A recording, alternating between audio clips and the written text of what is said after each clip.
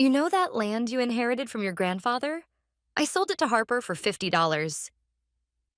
My mother's single sentence froze my entire world in an instant. $50. The land for which I had paid the property taxes every single year for the past 10 years, and into which I had invested in surveys and soil testing. The land where my husband Mason and I had reworked the plans dozens of times to build a home for our children, our dream place, was worth only that? The beginning of everything was just a few hours earlier, during what had seemed like a picture perfect Thanksgiving dinner. Mom, this is the best dinner ever. I smiled at my mother as I stood beside my father, who was carving the perfectly roasted turkey.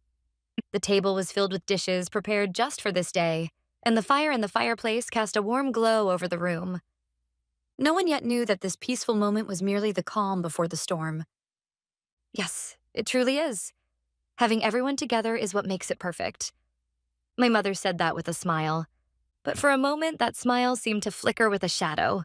The dining table was wrapped in a warm, friendly atmosphere, but I did not miss my mother exchanging a meaningful glance with my sister Harper, who sat beside her. Something was wrong. A small alarm began ringing in the corner of my mind. The children had finished their pumpkin pie early and were already watching an animated movie in the living room. Mason was refilling everyone's glasses with red wine, and just as I put my fork into my pie, it happened. My father cleared his throat and set down his fork. The atmosphere in the room shifted sharply. I have some wonderful news for all of you today. News? Mason asked back. My father nodded with satisfaction and looked toward Harper. It's about Harper. She's going to start a new business. And as her family, we want to support her new beginning. My mother continued. Haley, do you remember the 2-acre piece of land you inherited from your grandfather? We decided to give that land to Harper. For an instant, I couldn't understand what she was saying. My hand holding the wine glass froze. Give it to her? What do you mean? My voice was so thin and cold that it surprised even me. To be precise, we sold it. My mother said this without the slightest hint of guilt. Harper is going through a lot, so it's just symbolic. $50. Wait, are you serious? I've been paying the taxes on that land myself for the last 10 years. We talked over and over about building our house there. Harper cut in with irritation. You don't have to build your house on that land. You and Mason run a great company, and you're not struggling with money at all. I'm different. I need that land. A family should help each other when someone is in trouble, shouldn't they? My father's words pulled the trigger. The anger I had barely managed to suppress until then rushed through my entire body like a broken dam. I set the fork I was holding onto the plate with a sharp clatter. Help each other? Do you really believe this is what it's about? Placing both hands on the table, I glared at each of my family members one by one. That land was something Grandpa left to me. And you think selling it behind my back without a single word to me is helping? And for only $50? Don't be ridiculous. At my outburst, my mother screamed hysterically, How dare you speak like that? Harper's eyes were teary as she snapped at me. You're rich and still so stingy. Not one of them tried to reflect on what they had done. It's not about money. It's about trust. You trampled not only on my dream, but on Grandpa's wishes as well. Grandpa would have said you should help your family when they're in need.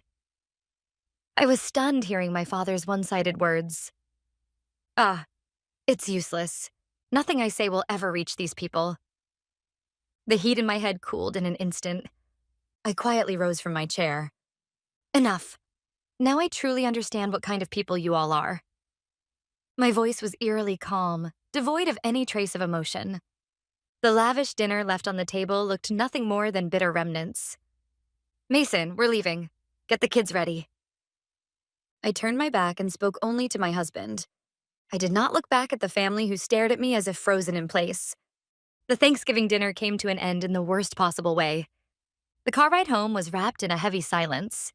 From the back seat, the only sound was the gentle breathing of our children, who had fallen asleep in exhaustion. Mason quietly placed his hand over the fist I had been clenching. Haley, are you okay? His gentle voice loosened the tension inside me just a little. No, I'm not okay. I'm not going to let it end like this. I said this with a quiet fury, still facing forward.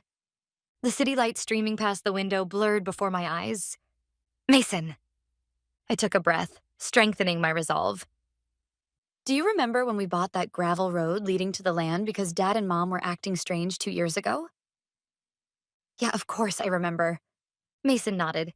You said it was just in case. Maybe you were right back then. Yes, I nodded. That will be our first trump card. When we arrived home and put the children to bed, I headed straight to the study. From my phone's contacts, I searched for a certain name. After 3 rings, a calm voice answered. Hello? Brooklyn, I'm sorry to call so late. It's Haley. Haley, what's going on Thanksgiving night? Did something happen?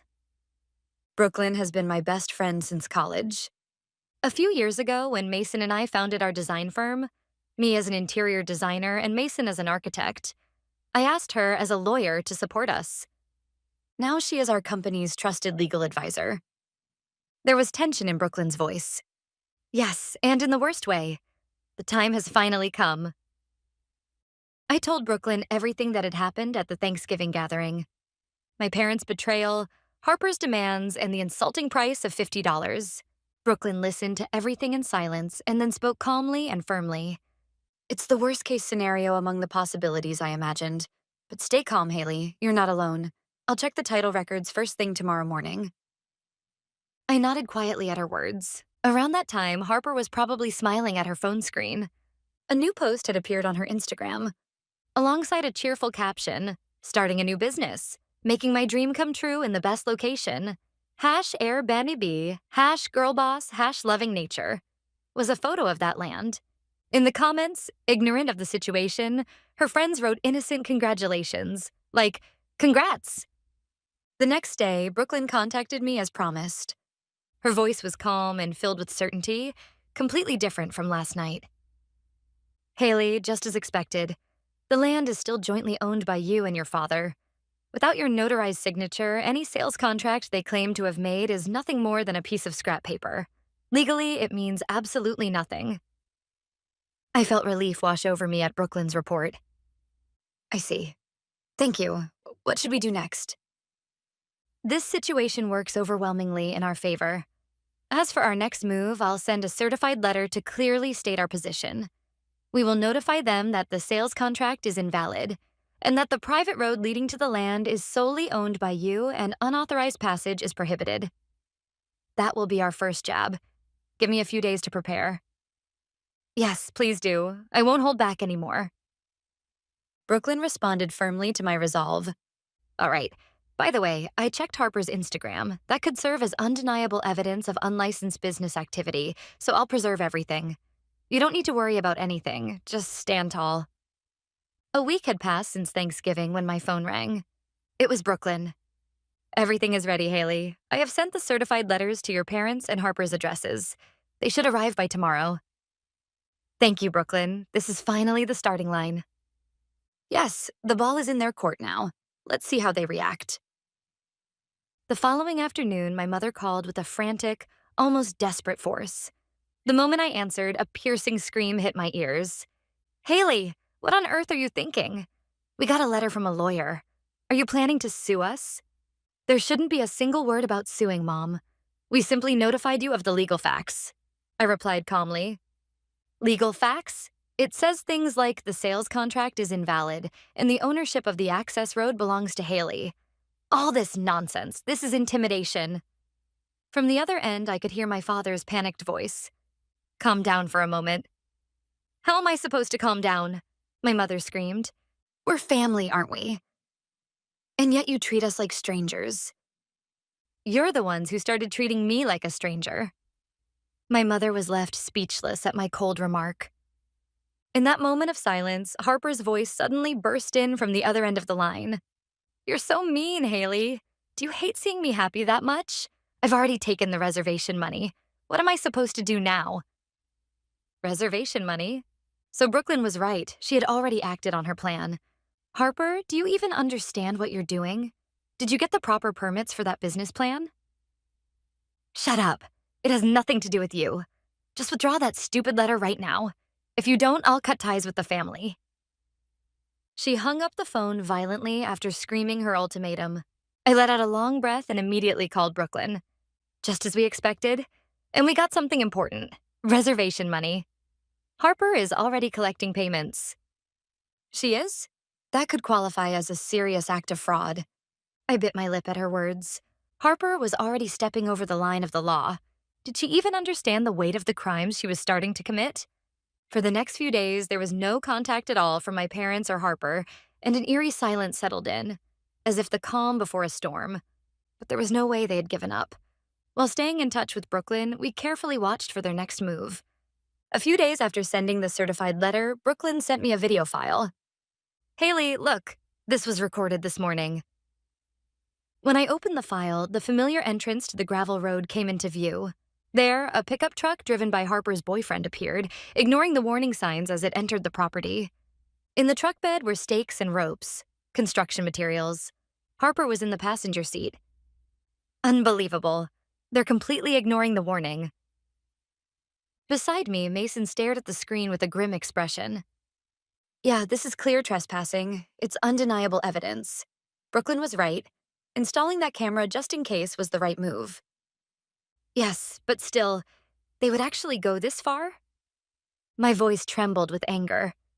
They decided to ignore a formal warning from a lawyer and act like the land is theirs? I'm honestly shocked beyond words.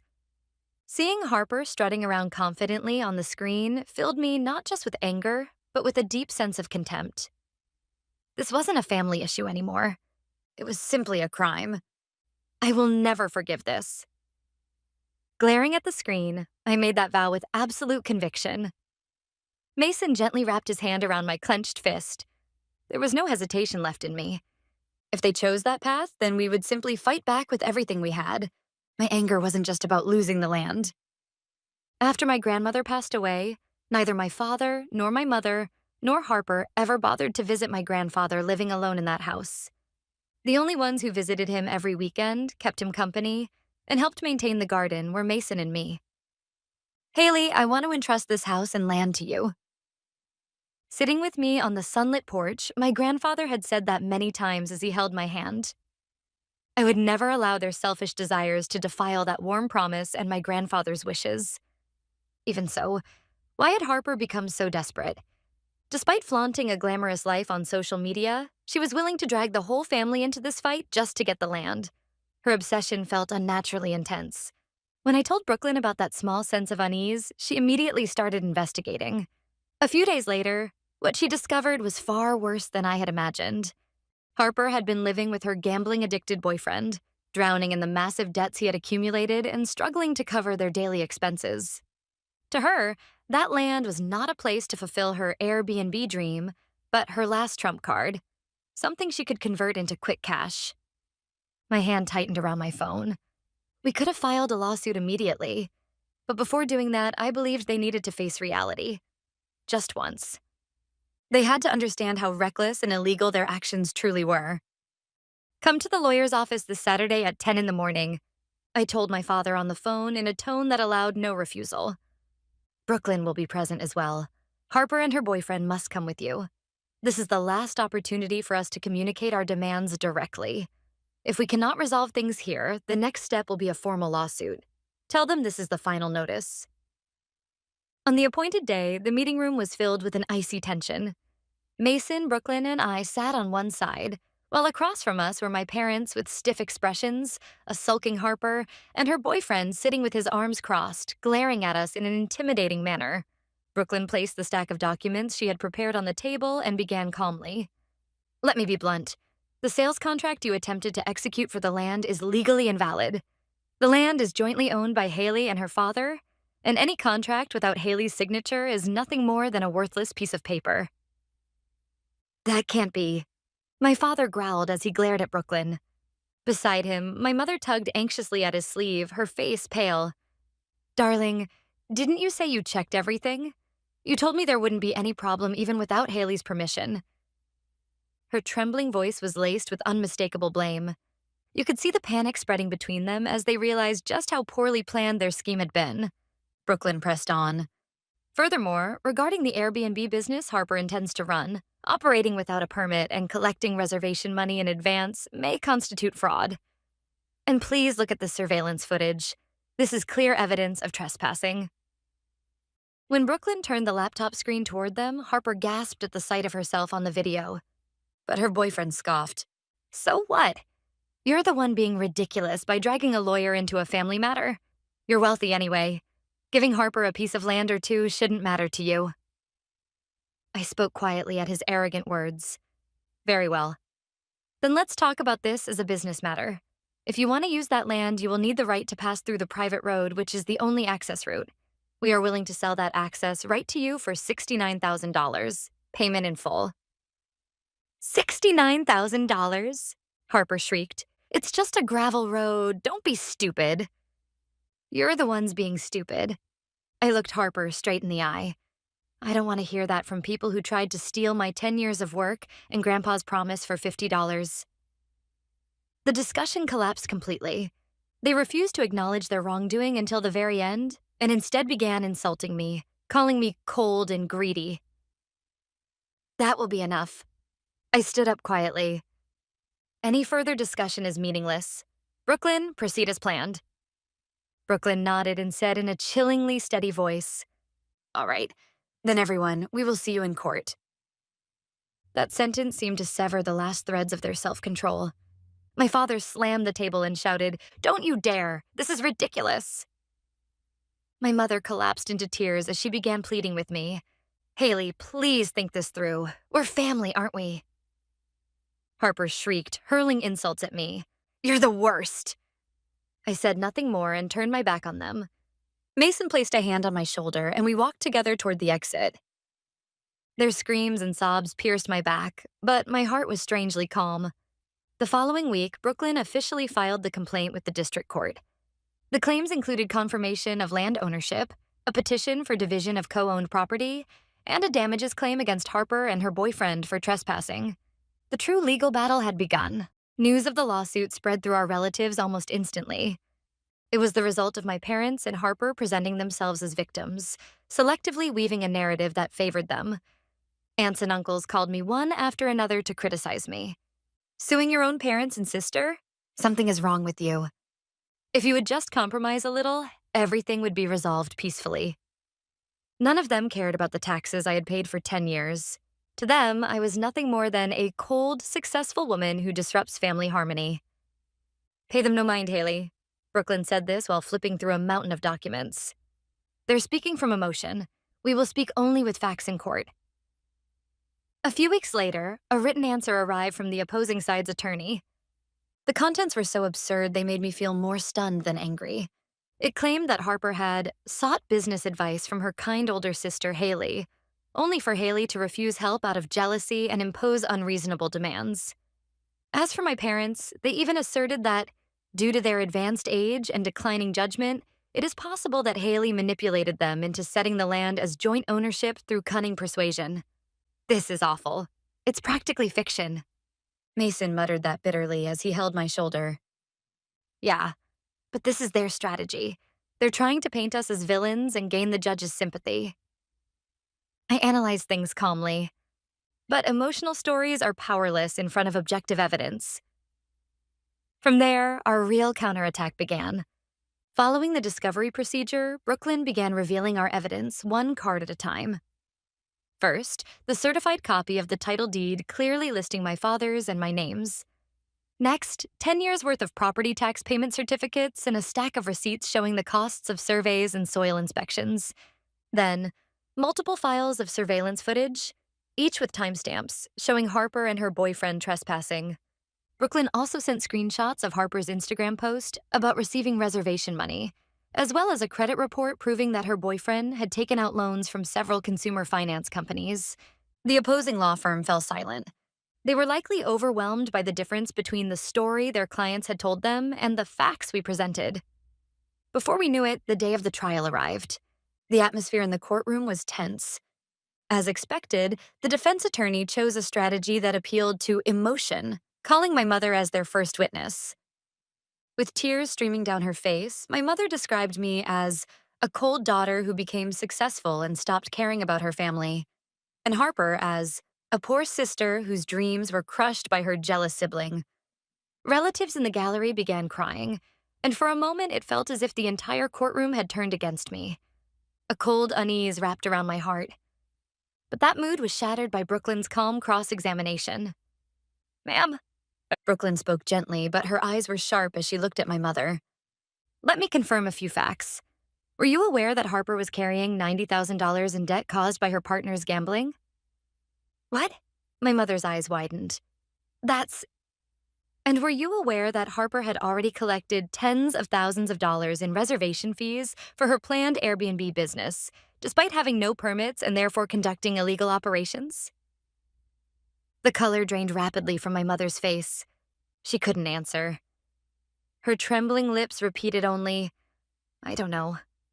Brooklyn turned toward the judge and presented the final brief.